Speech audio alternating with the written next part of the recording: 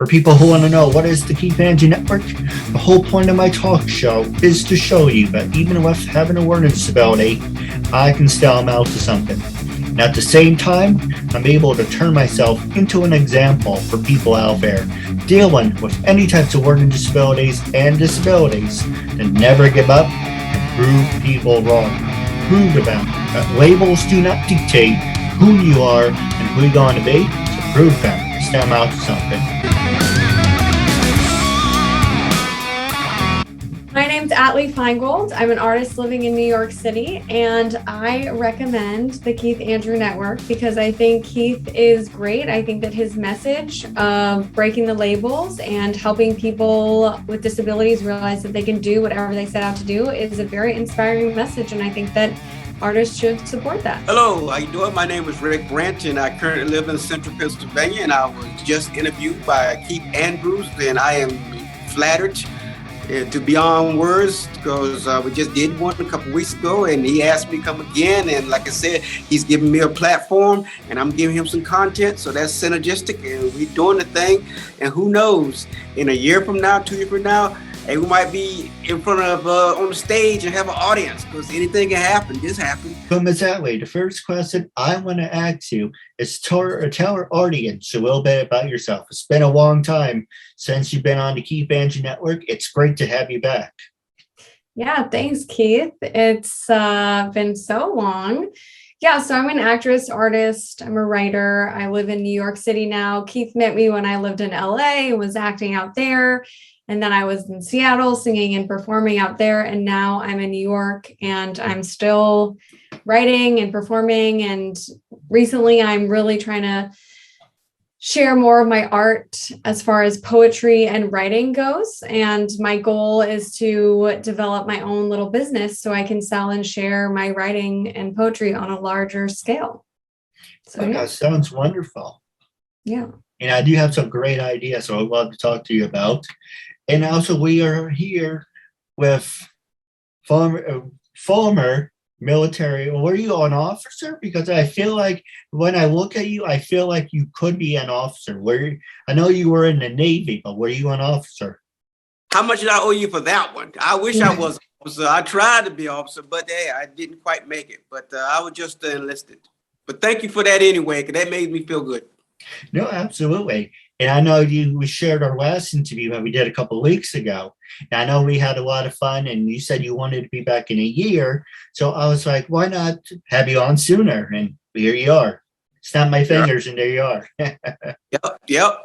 Hey, that made me feel good. I was just telling everybody today that my head is blowing up already because I must be doing something right that people want to hear me again. So let's do it. No, absolutely. And what can you tell our audience a little bit about yourself? Well, as you mentioned, I'm former military, submarine. So Putin, be ready. So I'm from North Carolina. I'm from North Carolina, but I live in Pennsylvania now. And I've been acting since 2013. And I don't know what the rate of how people progress, but to me, I think I progressed pretty quickly. I mean, I don't really know how people start and end up where they are, but just based on what I experienced so far being an actor, I think I'm moving pretty on a steady pace, at least. No, absolutely. I think the last time we did do our very first interview, you were in North Carolina. And no, actually, I was here talking about North Carolina because I miss North Carolina. That's where I'm from. I'm a Southern boy. Now I'm on the north side of the Mason-Dixon, and it's a whole different world from where I came from. It's funny when people mention North Carolina, home of the Hardy Boys, also Ric Flair, big wrestling fan, if you guys may or may not know. But, a lot of people, the reason I bring up North Carolina is a lot of people are like, oh, you're going to North Kakalaki. Yeah, there you go. I can't. Every time I think of North Carolina, I think of Tony Savani's like, we're going to North Kakalaka. It's like, where are you going? It's like, oh, North Carolina. So that's a real. Actually, I was in college with Sandra Bullock down in North Carolina. Oh, I didn't know that. She's a great actress. Yeah. I loved her in Speed. Yep.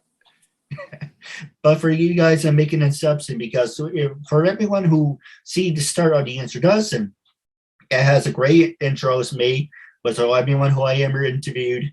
And it's really nice, very colorful. And it's PG, of course, but you can see everyone. It's very colorful, very nice and updated. You see the process for 8.5 years. But instead of having the music, I have my speech. Both of you haven't been on my show in a long time, so I will make an exception for making a speech. After saying this, after 930 times, it kind of sounds like a broken record. So all you have to do is hit the rewind button. But here's the speech, that's for you. The whole point of my talk show is to show people that even with having a learning disability, I can still amount to something. And at the same time, I'm able to turn myself into an example for people out there dealing with any types of learning disabilities and disabilities to never give up and prove people wrong. Prove to them that labels do not dictate who you are and who you're going to be. So prove to them you can stem out to something. So hashtag break the label. You know, I was recently re-editing all my interviews. And it's like, okay, let's do categories because I'm struggling to build an audience. Something I want to talk to you guys in a couple of seconds about. I'm like, okay, let's take away professional actors because, you know, Atlee, when you were on my show, I called you a professional actress. Mm-hmm. And I used to work at Walmart and we were talking there on a break. And like, you say she's a professional actress. What the hell is that supposed to mean? What else does she do? Why should I watch her interview? I said, okay, took off all professional actresses and actors. Now, when you look up your interview, okay, this person was on Blue Bloods. He was on Chicago PD. Now I have playlists or categories, if you want to call it that. You know, I have 7 people in Blue Bloods. I have 5 people in Chicago PD, Chicago Med, Chicago, Chicago, New York, CSI New York, CSI Miami. I interviewed people from House of Cards, almost say St. Elsewhere, but that's on my things to do list. But there's so many TV shows like, okay, cool. Wrestling, people with disabilities, cut and paste, he's getting better. But the question I want to ask both of you and make it more interactive, that's why I like bringing people together. First question, I'm going to throw it out to both of you, is what is the biggest change you want to make in your acting career? And I'm start off with you, Ms. Atlee. Well, I have to be totally honest. I left LA about, now it's got to be almost 5 years. And I left my agent, manager, everything. And I just started singing and songwriting and performing. I got a band and I was doing that. And then I actually had to have an emergency spinal surgery. So I was very out of commission for like anything to do with acting or performing or anything, just recovering from that. And now, honestly, the only thing that I would want to do with my acting career is just going back to class and just dipping my foot back in the water and just seeing how I feel. You know, I feel like I've built a life that's really full without acting, which is good because that was, you know, my whole life and defined me. And now I have this whole life that has nothing to do with that. So I can go back to it. And if I want to pursue it, it's like just this like fun, exciting thing and not this stressful, you know, career situation. So yeah, I guess my answer would be just go to class and just see how I feel and go from there. No, absolutely. Now, Rick, about you, you know, you are a perfect example. No disrespect, but I just want to throw it out here. You are never too old to learn new tricks. You know, my grandfather always told my dad, you know, he used to say, Richie, never retire. And I always said, why do you always say that? Why don't you want to retire? It's like, because when you retire, you die. Oh, well, that's a good reason not to retire. But for me, I want to do this to the day I die. And as I said at the beginning, let's say it again. Thank you for your service. If it wasn't for you and my grandfather serving in the Army, me and the beautiful, talented Atlee, you know, I'm not kissing your butt or anything.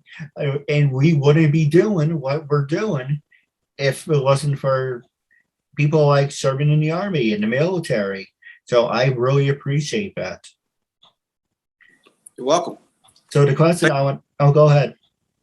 Well, as I mentioned the last time, the biggest thing I would like to change in my acting career, or this whole world of acting, is getting something that's a little bit closer to where I am. Because one, I work a full-time job already. So whenever most of the time, I started acting in the DMV, the DC, Virginia, and Maryland area. And I'm up here in Pennsylvania. And all my work still come from the DMV area. They still come from DC, Virginia, and Maryland.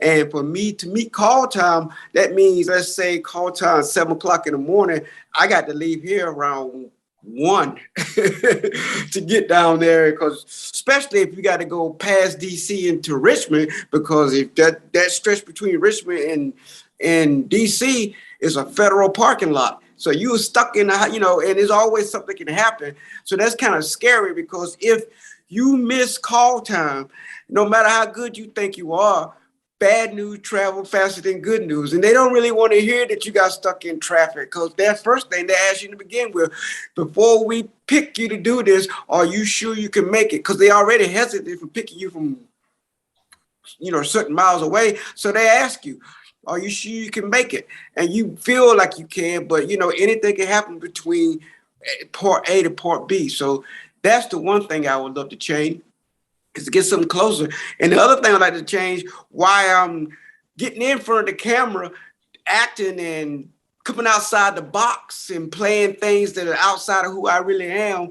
I would like to learn more and more of what the person behind the camera and behind doing it, what they doing, because one day I might get an itch and say, I want to do that, so I want to network and find out what they're doing, so I can get that itch and start scratching that and learn how to become a producer, or look for certain things that they look for, or understand when an actor is not giving you what you are asking for, all that kind of stuff. Because sometimes actors think they own the spot and they doing what the script says do, but the producer and director said, no, I just don't believe it. That's not it. So, I would like to understand what they see, because what I see and what they see can be several miles apart. You're absolutely right. I'm just, every time I look down and I look at videos like how you make your talk show bigger, and a lot of people say to me, you did almost 1,000 episodes, but you don't have the numbers. Okay, instead of, throwing stones at me and say, you're doing this wrong, you're doing that wrong, how about you help me, maybe coach me? And, for 8.5 years, and Atlee, you are a perfect example of this, because I'm looking at it right now. Season 1, episode 31, I was recording everything from the phone. Thank God I don't even do that. Why I even did that from the beginning, I don't know why. I probably had my head up my ass or something. But, Zoom didn't have this. So I had the technology. If I wanted to do the talk show, maybe not make so many mistakes, like the permission forms, that was a mistake. Now I'm doing that. Don't record things off your phone because you look like an amateur. So 8.5 years, I want you to be brutally honest. Usually I save this for the end, but let's have fun with it. When I reached out to you after 8.5 years about being back on the Keith Andrew Network, were you like, oh yeah, he's really sweet? Yeah, okay, he's a bad fart, but he's really sweet, and I would love to do his show? Or what do you like, oh Jesus, I hope he really updated his video quality? Be brutally honest. No, I mean, I didn't think that. I thought, oh, wow, it's been so long. I want to support him. I believe in what he's doing. I mean, I think that with everything, like with what Rick said, like you have to learn all the different aspects of it in order to be the best at that thing. So, I mean, Rick, you should take a directing class. Like there's classes for directors, for producers and stuff, and then it will make you such a better actor. And like Keith, take a marketing class, and then it will make you a better, show host, because you don't have a whole team doing that for you. So no, I didn't think that. I think the most important thing about your show is the message that you said at the beginning of the show, hashtag break the label, I think is what you said. And I mean, so important for everyone to know that they're not confined to these labels that society has put on us, whether it's actor or talk show host or girl, woman, or whatever it is, we should be able to step outside of those boxes. And so that's what I think when I think about your show. I don't really care about your camera quality per se. But I also think that it takes years to learn things, and you're learning things and you're getting better and you're, making more money so you could afford a camera. And that's just how it goes, So I think that's just the nature of evolution. Absolutely. And now it is Women's Appreciation Disability. It is Women's Appreciation Month. So you are an example of a woman breaking into a wink, wink, all male industry. Now, I want to get you fired up. How have you overcome those labels? Well, it's funny because I now work for a company. It's a media company. So I'm still in production. I'm still involved with television, film, and everything. And it was built by white males, and it's still pretty much run by white males. And so it's interesting. It's hard. It's definitely harder, for women going into these environments. It's harder for people of color going into these environments. I mean, it's just, luckily now, I think with the way that society is structured, if someone wrongs you in a certain type of way that now we should have always found unacceptable, but now everybody, hopefully most people are waking up to the fact that these things are unacceptable, bigotry, racism, all that stuff. And so there's a way to call people out now in a bigger way, which I think we didn't have before. It's something I love about social media, spreading all these messages to everyone. And so, it's still difficult, but I feel more empowered by the way that society is going versus when I started acting in LA, there was none of this. Like, it was very sexist, very bigoted. It was bad, for women in LA. And I think it probably still is, but now with the rise of kind of social consciousness work, I think it's like you have more support, more people will stand up for you. If I'm wronged in the workplace as a woman, other people will stand up for me. So I think that is some progress there.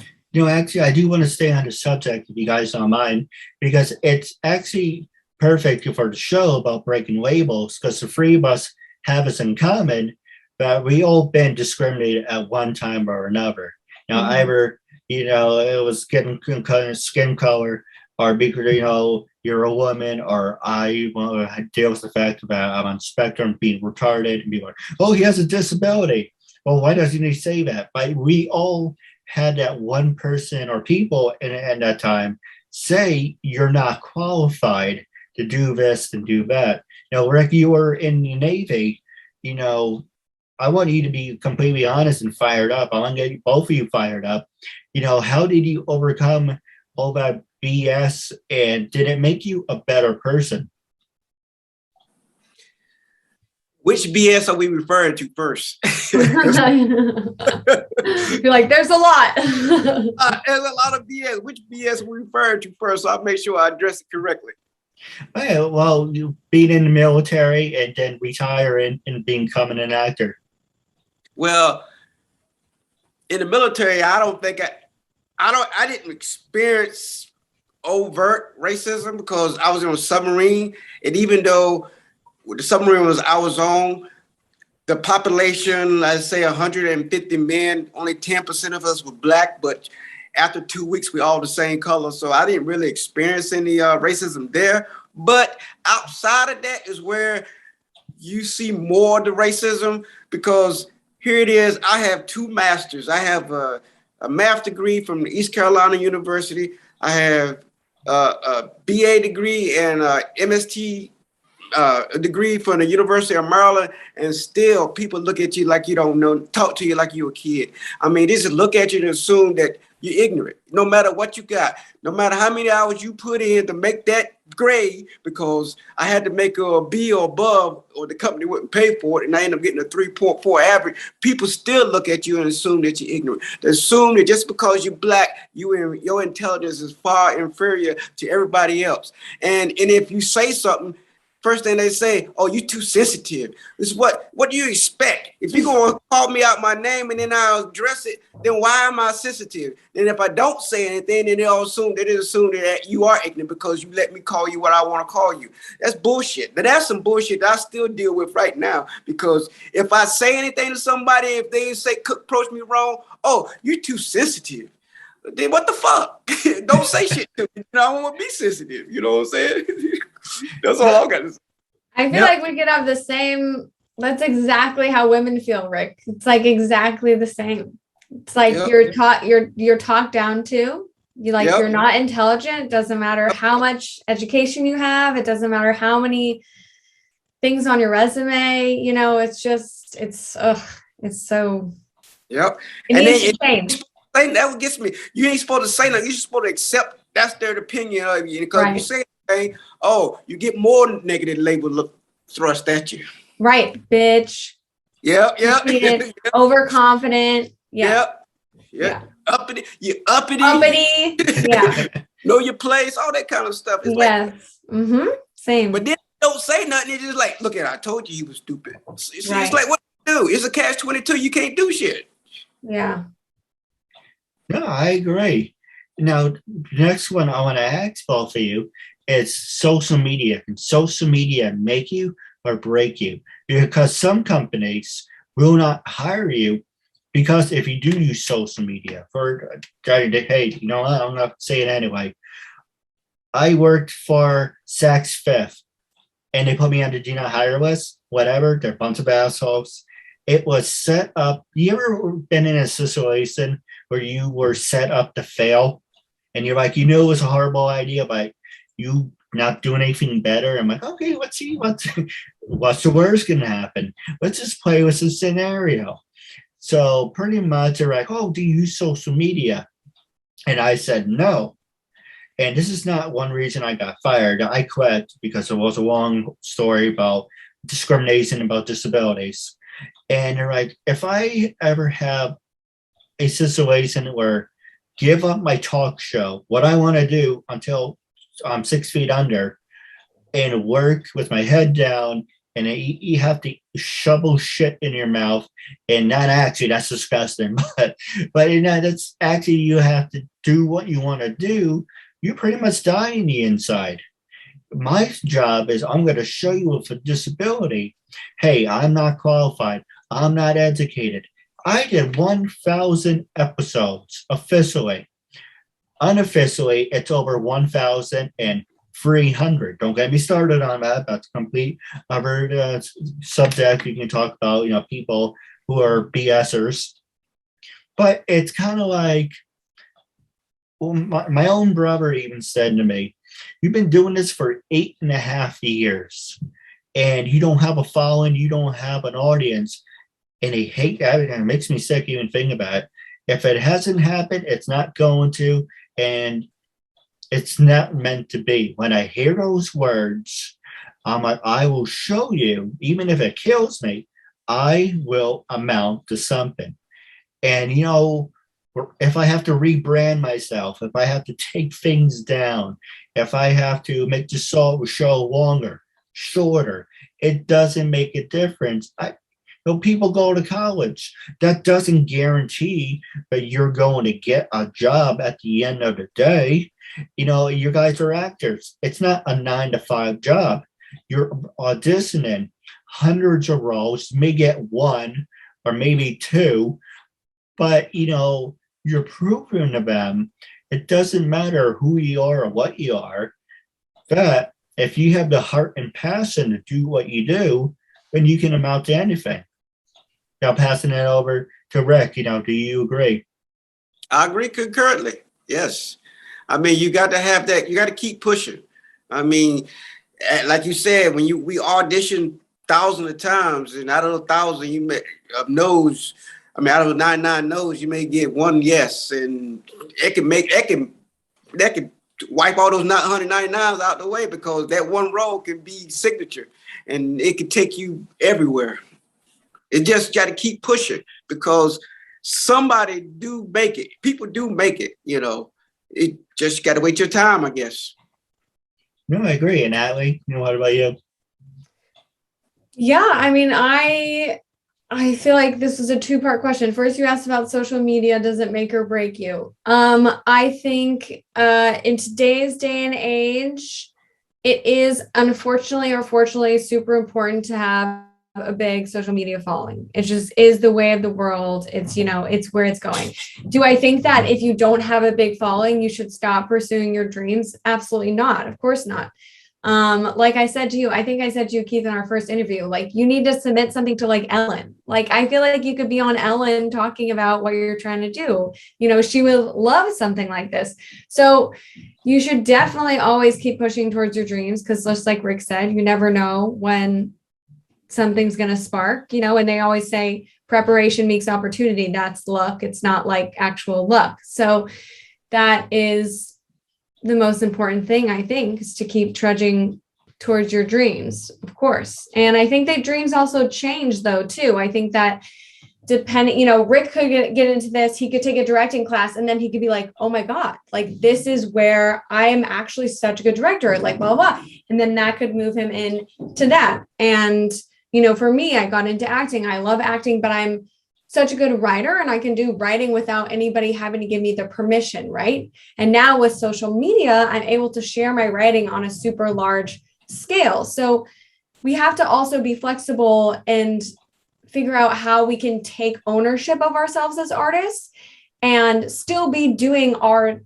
God's work, of our art, whether or not someone gives us the role or not. We should still be outputting, we should still be creating, and social media is a great place to do that now. Absolutely. I do have a couple questions for you guys off the air, but real fast, you mentioned you were a writer. Have you ever thought about ghostwriting? No, I don't. I do know about ghostwriting, but I'm probably wouldn't do that. Hey, well, we can talk off the air, why I bring that up.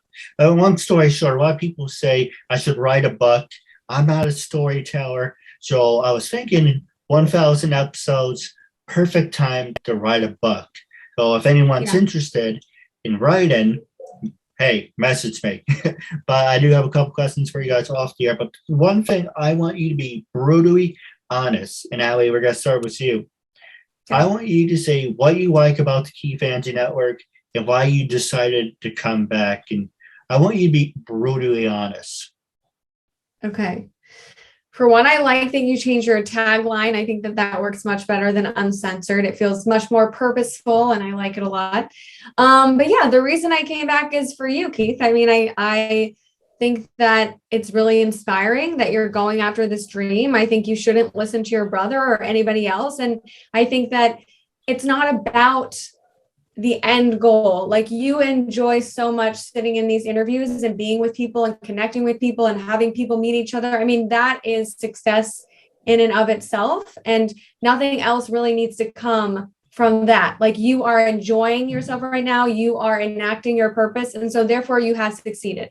So I think just don't let anybody else get in your ear about that. And yeah, I came back just because I think, I want to support you. No, I definitely agree. What about you, Rick? I know you've been on like 2 weeks ago, or maybe a week ago. Yeah, I will be brutally honest. I will say that, one, I was kind of short with the fact that you asked me like at 4:30, can I be available at 5:30? I was like, what? Because, at that time of the day, I already made plans. And I said, if it was somebody else, I would have said no quick. But I appreciate you asked me, because we just did, like I said, we just did one 2 weeks ago, and you asked me again. So I was flattered.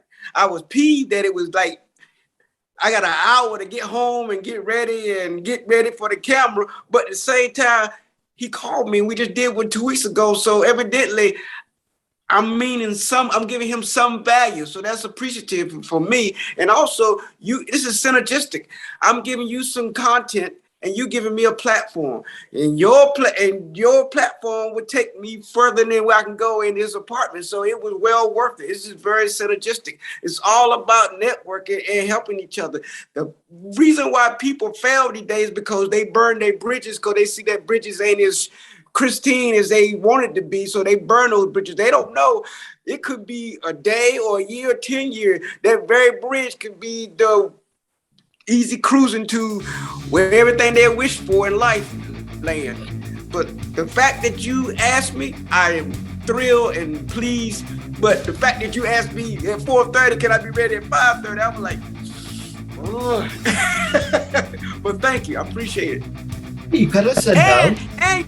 And you didn't even tell me what you wanted me for. You just said, can I be ready? I'm like, what am I gonna be ready for? I'm like, I don't know what I asked. You didn't even tell me what I'm be ready for, but because you asked me, I said yeah, and then I asked you, okay, what's happening at 4:30? You know, I appreciate it. But I do have a couple questions for you guys off the air. But wrapping up, it was a real honor and privilege catching up with you. I just want to say thank you very much. Make sure everyone to like, subscribe to the YouTube channel, and until we meet again, catch you later. Thank you and have a good night.